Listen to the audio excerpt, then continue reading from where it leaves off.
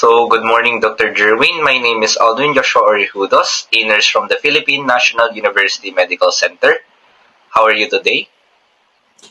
Good morning, Nurse Aldwin. I'm doing well, thank you. What can I do for you? I'm calling to discuss a patient. Patient Marupok, a 24-year-old who was brought to the emergency department with a fever, chills, and difficulty of breathing. His symptoms started 10 days ago after attending a party where a guest was later confirmed positive for COVID-19. Okay, thank you for the information. Go on.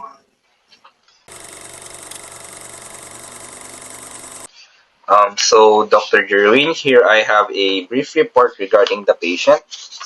I will now state the patient's overall health has gotten worse, as noticed by assigned nurses.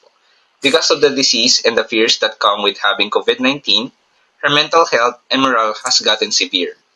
Like we thought, the vital signs have gotten more into the abnormal range po, with a faster heart rate and lower oxygen saturation levels. With the patient's hunger has been going away, she has been or he has been losing weight, which is another sign that her health is getting worse. The main reason Mr. Marupok was admitted was because he had fever, chills, and also trouble breathing. 10 days ago, the fever had begun after going to a close friend's birthday party. He said that the heat comes and goes and lasts for 30 to 60 minutes. He took paracetamol right away to feel better, and he did get better in the end, but only before 4 hours po, and the fever came back. He had never been to the hospital and has been sexually busy and with four different women po. He lives in the suburbs and by himself and doesn't use illegal drugs but smokes cigarettes every day, 2 packs a day po.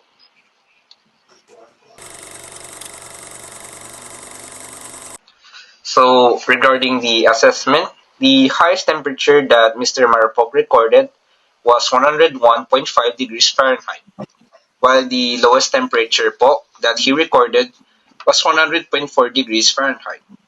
Additionally, the patient displays symptoms of weariness and also physical aches. And on additional investigation, I discovered that one of the visitors who attended the birthday celebration was a OFW po who had recently returned from the United Kingdom and was tested positive for COVID-19 after swab. Moreover, the patient reported that he had lost his appetite as well as his other sensitivities and has been making an effort to drink more fluids in order to prevent any kinds of dehydration. So, because of his illness, he had been already got thin and shed 10 pounds by the time that he is preceding the days pass. So, in addition to the neck pain po, the patient said that he is experiencing a pounding headache that appears to last even after the temperature have subsided. So, in regards to these ears, he said that they are hurting and claims that there have been no changes in his eyesight or hearing. It is also painful for him to swallow, and there is also an increase in drainage from his nose in addition to cough. The pain is present in his face as well as in his teeth after any visual test and investigation. So, in regards to the coughing of the patient, he denied that they are any producing sputum. Neither pain nor palpitations are present, and additionally, he does not have any kinds of abdominal pain, diarrhea, or pelvic pain. He did not exhibit any signs of swelling in his legs, and it is clear that he is experiencing discomforts in the muscle all over his body, and also the scalp is also in pain.